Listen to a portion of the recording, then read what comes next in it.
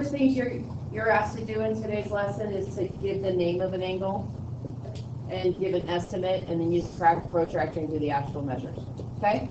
So one thing is the name of the angle. You're going to see an angle symbol. So like to name this angle here, you could just say it's angle B, but you should also be able to name it with the three letters, angle ABC or angle CBA.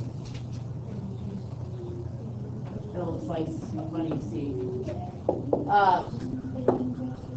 So basically the symbol is like this, but sometimes you'll see me cross it because my angle symbol starts to look like letter L's.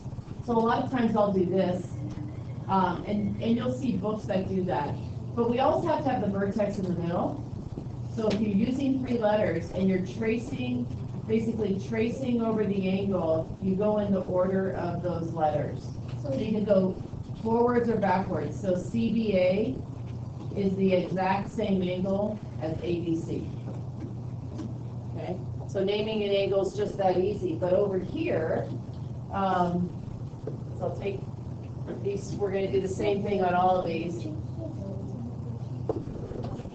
Over here, if there's only one letter, then you just use one letter, but you still use the angle symbol, so this is just called angle P.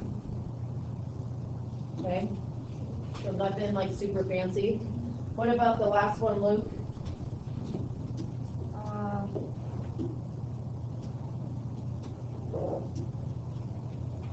What would you name this last one?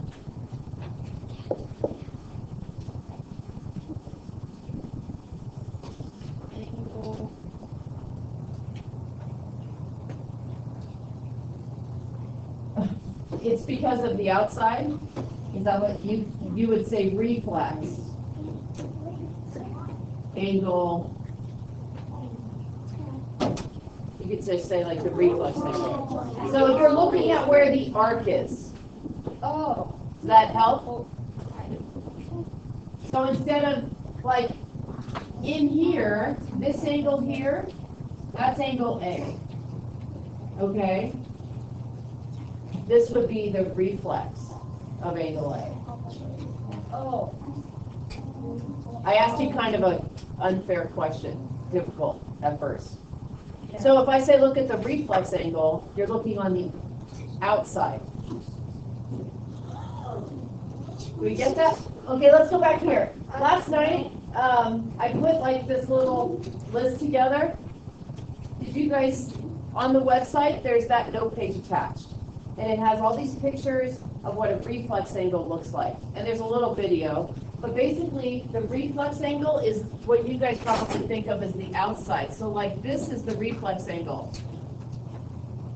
So if they put the arc on the outside, that's what you're looking at.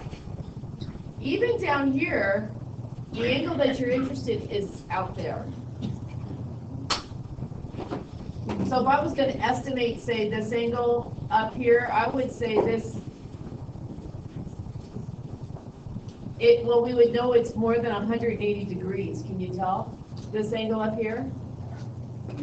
Yeah. And, I mean, so we're going to practice estimating, but in my thinking, like, if I look at this, is almost like 45 degrees right here. So I would say the estimate of that angle is about 180. We're doing that right now. We're going to practice that right now. Right? We're just going to practice it and review it. So if I wanted to estimate this, my estimate of this angle would be like 180. Wait, what? Plus 45. Oh, okay. Yeah, I just didn't get to finish my sentence. So about 225 degrees. Thumbs up or thumbs down on that? But if I was going to estimate the inside, like over here, I'd say this is about 30 degrees. That's my estimate. Okay? So back on this page, for angle B, I want to think about my estimate. So Ryan, what would you estimate angle B to be?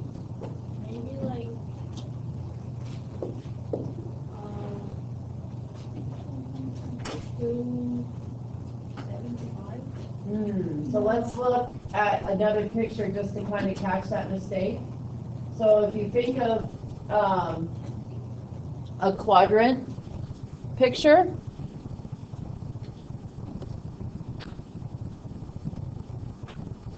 let's look at this here. I'll just put a big picture in here.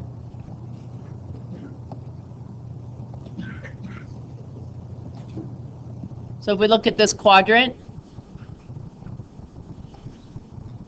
225 degrees would be like going all the way past 180. Not yet. I will do that in a minute. Do you see that? So this angle, if you think about it, if we kind of make a 90-degree angle right here, it's like about 90 plus, what do you think? 130? Yeah, 90 plus 40 would be a good estimate. 90 plus 45, so about 130. 130 degrees, and we would use a degree sign. Not sure? Okay, so how about if I took my quadrant and then put it right on top of my angle? Better? So like if I just sort of think about my quadrant tool here, and then you can sort of see 90 degrees is more than 90 degrees. And so you're just, it's less than 180? Yeah. So that helps having the quadrant? Yeah. Okay. So we're going to use the quadrant today. Wait, I have a question. Oh, so you would put like the middle on... So you would put the middle of the quadrant on the what we call the vertex. We use the vertex. Okay. So let's do this one. Owen, what's your estimate for this one?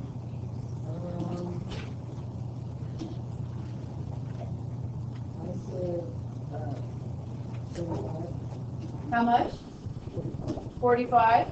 Yeah, and without the quadrant, I would say that's a pretty good estimate, right?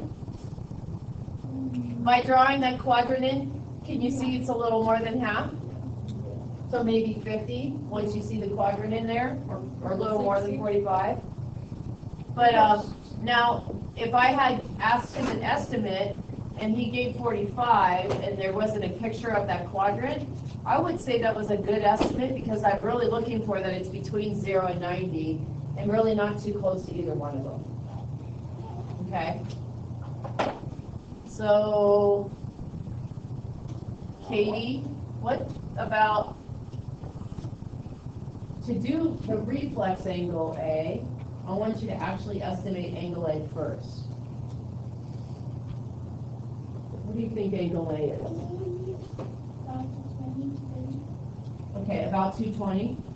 So let's see, if she estimated angle A to be 220 degrees, do you know that if I do like a little squiggle, that means like an estimate, it's not the actual? So I like to use that squiggle when I'm doing an estimate instead of an equals. So if that's 220, let's think about that. You're saying this angle in here, this angle right there in red is 220? Oh, yeah. So I'm asking about this one. Well, so you mean out here? Yeah. So then what would this one be? And then I'll do a question. This would be about one what?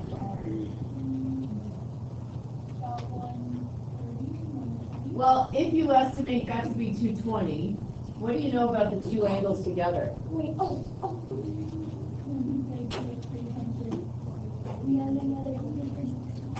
360, yeah. So it'd be one. It'd be 220 minus. It'd be 360 minus 220, which is 140. So the estimate of the reflex angle estimate is 220.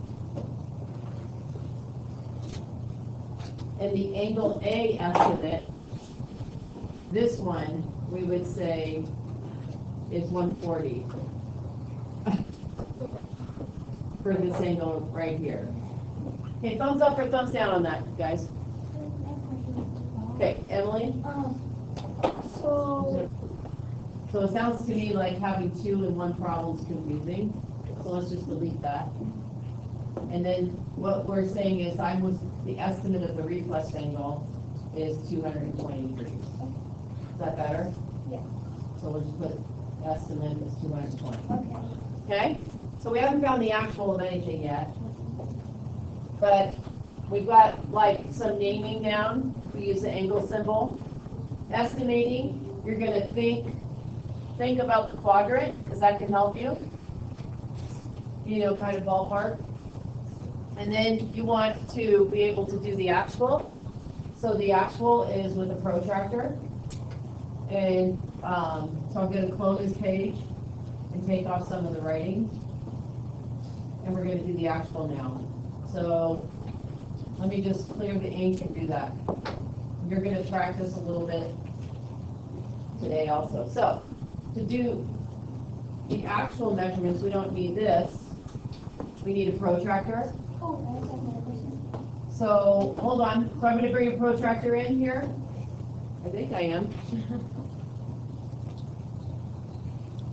I don't remember. And just practice reading a protractor. So a couple of things, guys. When you get your little protractor today, the board is not cooperating. You just want to take this little part to line it right up on the vertex. Okay? Now, if for some reason your yellow protractor covers up your angle, what you can do, like sometimes it's going to block it. Like imagine if this was not see-through, it sort of blocked the line. So what you could do is just take a piece of paper, like just a piece of edge of your rectangular paper, and let me just frustrating. You're going to be given a protractor, right? So you're going to keep them for a few days. So if you just took a little piece of paper here and had like a edge of your paper, you could always take your piece of paper and move your protractor, and before you start, because you can't really write in the book, line the edge of a piece of paper up with the edge of the angle, and then you can extend your line and put your protractor back and then read to the edge of the paper. Do you see what I'm doing? Can you guys give me a thumbs up, thumbs down if you know what I'm talking about? Okay, so then you start at 0. So 0's on the inside, 10, 20, 30, 40, 50, 60, 70, all the way up to it looks like 130. So the actual is 130. And is that what we had? Yeah. Oh, it is what we had. So let's see how this one is over here. So so this one I'm lining up, so I'm taking the time to line up straight.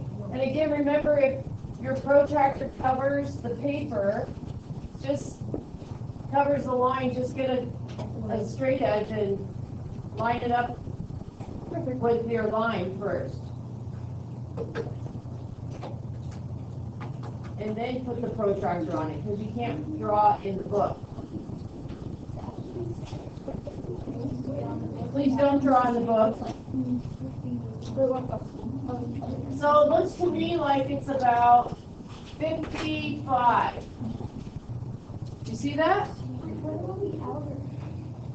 Okay, so you know by estimating, so I'm going to move this, it looks a little bit more like 54. The question is, what about the outer one? So the actual measure of this angle was 54 degrees. Since, Emily, they are drawing the inner one, that's the one you measure. So are you asking about what about reading the outer? Like, you don't read the outer because you've already estimated, and you know your estimate is less than 90. Okay. Does that make sense? Right. Yes. Okay? Thumbs up or thumbs down, guys? Okay. Project has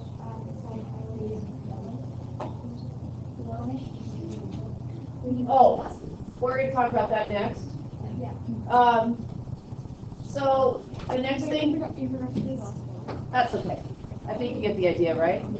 The next thing is I drew these quadrants with the yellow because I'm going to have you draw angles. And when you draw an angle, I want you to remember that in a quadrant, you always start at that yellow line. Okay, so I'm going to zoom in here so you can see those numbers here.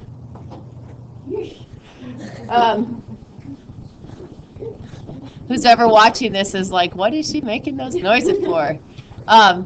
So you start at the yellow, so that's my visual for you to start there. If I want to draw a sketch of 220 degrees, I always want you to start with a quadrant, like a coordinate axis, I should say. And then just take your pencil and you estimate 220 degrees. So like this would be 90 degrees. That's 180. So how far apart is 180 and 220? It's another what? 40 degrees. So I would estimate, and maybe a little bit further, kind of like, it's an estimate, so it's not going to be perfect, but like that would be my 220 degree angle, and then you just write it here. Okay? So now you're ready to try a few problems. We're going to stop that.